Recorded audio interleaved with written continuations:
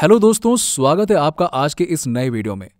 आज हम बात करने जा रहे हैं उस शख्स की जो किसी परिचय का मोहताज नहीं है, जिसे देश का बच्चा बच्चा जानता है और उनका प्रसिद्ध नारा तुम मुझे खून दो मैं तुम्हें आजादी दूंगा आज भी लोगों के तन मन में जोश भर देता है।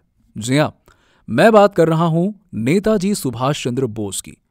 सुभाष चंद्र बोस भारतीय इतिहास के ऐसे युग पुरुष हैं जिन्होंने आजादी की लड़ाई को एक नया मोड़ दिया। भारत को आजाद कराने में नेताजी सुभाष चंद्र बोस की काफी अहम भूमिका रही थी और अगर नेताजी देश की आजादी के वक्त होते तो आज भारत और पाकिस्तान दो अलग देश नहीं होते, बल्कि आज पाकिस्तान भी भारत में ही होता और उस वक्त देश के प्राइम मिनिस्टर नेताजी ही बनते।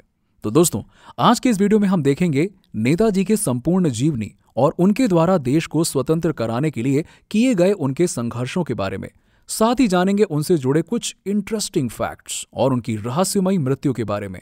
तो दोस्तों, वीडियो को लास्ट तक जरूर देखिएगा। बिना किसी देरी के चलिए लेट्स स्टार्ट द वीडियो। खून के बदले आजादी, ये नारा देने वाले सुभाष चंद्र बोस का नाम भारतीय स्वतंत्रता संग्राम के इतिहास में सुनहरे अक्षरों में लिखा गया है। नेताजी सुभाष चंद्र बोस का जन्म 23 जनवरी 1897 को ओडिशा के कटक शहर में हुआ था। इनके पिता का नाम जानकी नाथ बोस था, जो कि एक सरकारी वकील थे, और माता का नाम प्रभावती था। वहीं नेताजी सुभाष चंद्र बोस के 14 भाई बहन थे। अपनी माता पिता के वो 9वीं संतान थे। वहीं अगर बात करें नेताजी के गृहस्थ जीवन की, तो नेताजी ने ऑस्ट्रेलिया की एमिली शेंकल से शादी की थी। वहीं वाइफ एमिली के साथ वो बर्लिन में रहते थे। उनकी एक बेटी भी हुई जिसका नाम अनीता बोस है। दोस्तों, ये बात नेताजी के बचपन की है, जब वो स्कूल में पढ़ा करते थे। बचपन से ही वो बहुत टैलेंटेड थे और सारे सब्जेक्ट्स में उनके बहुत अच्छे मार्क्स आते थे, लेकिन वो बंगाली में कुछ कमजोर थे। बाकी सब्जेक्ट्स के कंपैरिजन में बंगाली में उनके मार्क्स कम आते थे।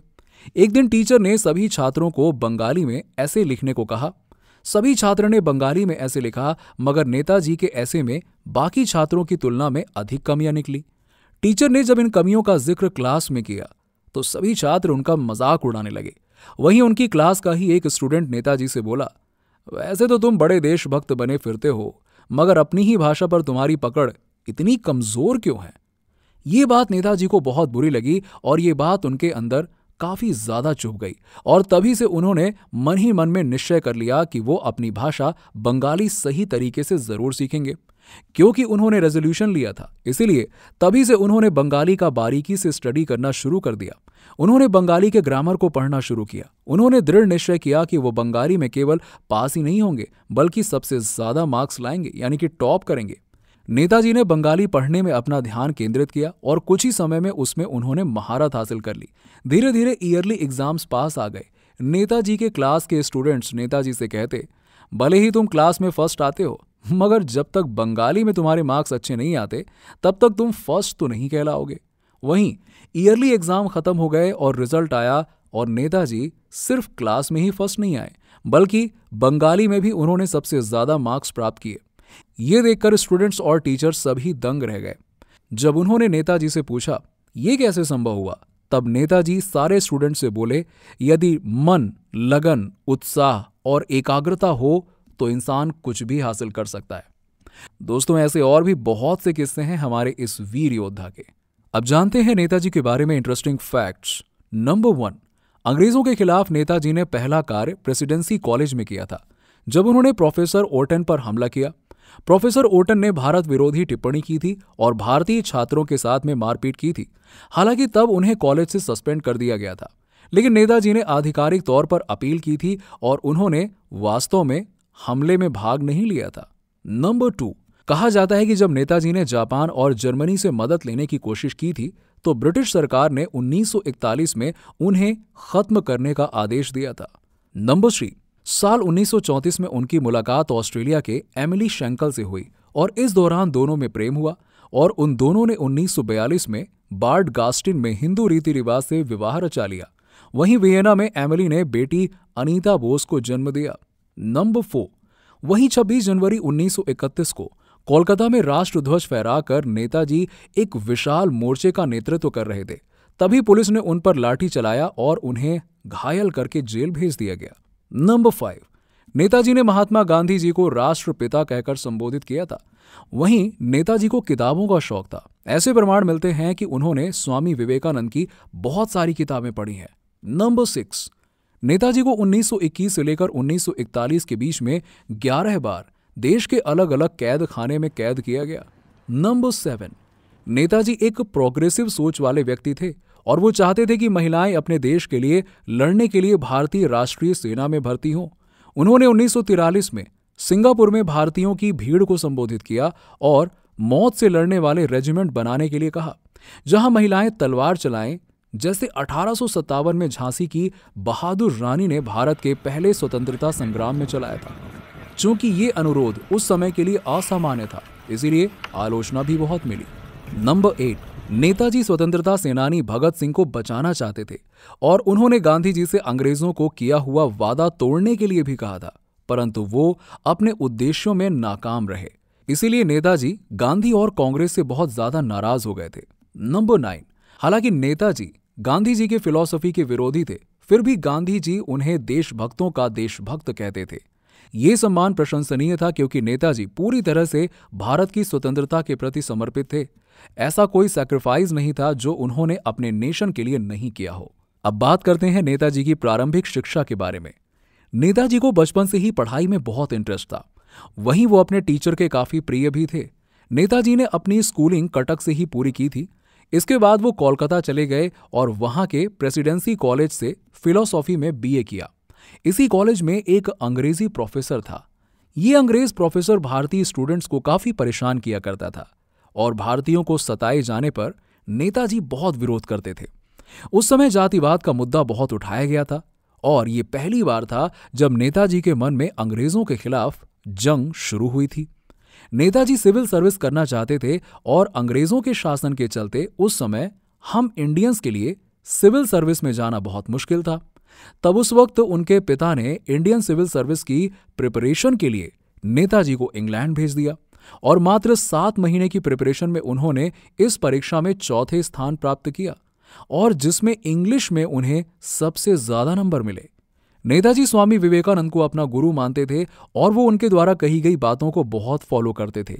नेताजी के मन में देश के प्रति बहुत प्रेम था, वो उसकी आजादी के लिए चिंतित थे और इसी वजह से साल 1921 में उन्होंने इंडियन सिविल सर्विस की नौकरी ठुकरा दी और भारत लौट आए। नेताजी की राजनीतिक लाइफ कब और कैसे शुरू हुई? भारत लौटते ही नेताजी ने भारतीय राष्ट्रीय कांग्रेस पार्टी ज्वाइन किया। स्टार्टिंग में वो कोलकाता में कांग्रेस पार्टी के नेता रहे और चित्तरंजन दास के लीडरशिप में काम किया। नेताजी चित्तरंजन दास को अपना राजनीतिक गुरु मानते थे। वहीं 1922 में चित्तरंजन दास ने मोतीलाल नेहरू के साथ कांग्रेस को छोड़ अपनी अलग पार्टी बना ली, जिसका नाम रखा स्वराज पार्टी। जब चित्तरंजन दास अपनी पार्टी के साथ मिलकर रणनीति बना रहे थे, तब नेताजी ने उस बीच कोलकाता के यूथ, छात्र छात्रा और लेबर के बीच अपनी खास जगह बना ली थी।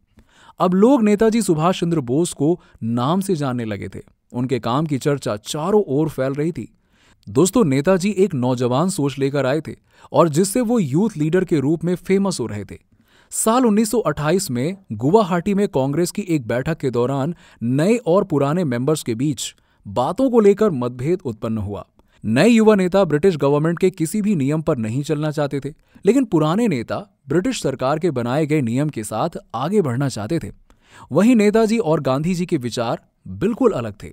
दोनों के मकसद एक थे, जल्द से जल्द स्वतंत्र भारत, लेकिन रास्ते, विचार दोनों अलग थे। जहां एक तरफ गांधी जी अहिंसावादी विचारधारा वाले व्यक्ति थे, तो दूसरी तरफ नेताजी, उनकी सोच नौजवान वाली थी, जो हिंसा में भी विश्वास रखते थे। और इसके साथ ही 1939 में नेताजी राष्ट्रीय कांग्रेस के अध्यक्ष पद के लिए खड़े हुए। इनके खिलाफ में गांधी जी ने पट्टाभी सीतारामैया को खड़ा किया था, लेकिन इसके बावजूद नेताजी ने पट्टाभी सीतारामैया को हराकर जीत अपने नाम की। गांधी जी को इस हार का बहुत दुख हुआ था। जब ये बात नेताजी को पता लगी तो उन्होंने अपने अध्यक्ष पद से तुरंत इस्तीफा दे दिया। वहीं विचारों के मतभेद बढ़ते जा रहे थे। लोग इन्हें गांधी विरोधी मानने लगे थे, जिसके बाद इन्होंने खुद कांग्रेस छोड़ दी थी। और साल 1939 में सेकेंड वर्ल्ड वॉर चल रहा था। तब नेताजी ने वहां पर अपना रुख किया। वो पूरी दुनिया से मदद लेना चाहते थे ताकि अंग्रेजों को ऊपर से दबाव पड़े और वो भारत छोड़कर चले जाएं। इस बात का उन्हें बहुत अच्छा असर देखने को मिला, जिसके बाद ब्रिटिश गवर्नमेंट ने उन्हें जेल में डाल दिया। जेल में करीबन 2 हफ्ते तक उन्होंने कुछ भी खाया पिया नहीं, जिसकी वजह से उनकी हालत बिगड़ने लगी। वहीं बिगड़ती हालत को देख देश के यूथ उग्र होने लगे और उनकी रिहाई की मांग करने लगे। तब ब्रिटिश गवर्नमेंट ने नेताजी को कोलकाता में नजरबंद करके रखा था और 1941 में नेताजी अपने भतीजे शिशिर की मदद से वहां से भाग निकले और सबसे पहले वो बिहार के गोमाह गए और वहां से पाकिस्तान के पेशावर जा पहुंचे।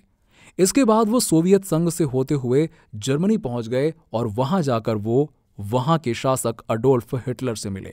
आजाद हिंद फौज संगठन। सुभाष चंद्र बोस ने आर्म्ड रेवोल्यूशन के द्वारा भारत को स्वतंत्र कराने के लिए 21 अक्टूबर 1943 को आजाद हिंद सरकार की स्थापना की तथा आजाद हिंद फौज का गठन किया। वहीं इस संगठन के प्रतीक चिन्ह एक झंडे पर दहाड़ते हुए बाघ का चित्र बना होता था। नेताजी ने आजाद हिंद फौज का गठन कर अंग्रेजों के छक्के छुड़ा दिए थे। वैसे तो आजाद हिंद फौज या इंडियन नेशनल आर्मी INA की स्थापना साल 1942 में हुई थी। इनका एक गीत था, कदम कदम बढ़ाए जा, खुशी के गीत गाए जा। इस संगठन का ये गीत गुनगुनाकर संगठन के सेनानी जोश और उत्साह से भर उठते थे। वहीं आजाद हिंद फौज के कारण भारतीय स्वतंत्रता संग्राम को इंटरनेशनल फेम प्राप्त हुई। इस फौज में न केवल अलग अलग संप्रदाय के सेनानी शामिल थे, बल्कि इसमें महिलाओं का रेजिमेंट भी था। नेताजी की अनसुलझे रहस्यमयी मौत। कभी नकाब और चेहरा बदलकर अंग्रेजों को धूल चटाने वाले नेताजी की मौत भी बड़ी रहस्यमयी तरीके से हुई। सेकेंड वर्ल्ड वॉर में जापान की हार के बाद नेताजी को नया रास्ता ढूंढना बहुत जरूरी था, जिसके लिए उन्होंने रूस से सहायता मांगने का निश्चय किया और इसीलिए 18 अगस्त 1945 को नेताजी हवाई जहाज से मंचूरिया की तरफ जा रहे थे और इसी सफर के दौरान वो लापता हो गए। इस दिन के बाद वो कभी किसी को दिखाई नहीं दिए और 23 अगस्त 1945 को जापान की दोमेई खबर संस्था ने दुनिया भर को खबर दी कि 18 अगस्त के दिन नेताजी का हवाई जहाज ताइवान की भूमि पर दुर्घटनाग्रस्त हो गया और इस दुर्घटना में बुरी तरह से घायल होकर नेताजी ने हॉस्पिटल में अंतिम सांस ली। लेकिन आज भी उनकी मौत एक रहस्य बनी हुई है। तो दोस्तों, आज की वीडियो में बस इतना ही। उम्मीद करता हूं कि आपको यह वीडियो अच्छा लगा होगा। अगर वीडियो अच्छा लगा हो तो लाइक करें, शेयर करें और सब्सक्राइब जरूर करें। और हाँ, कमेंट सेक्शन में जरूर बताएं कि आपको यह वीडियो कैसा लगा। Thanks for watching.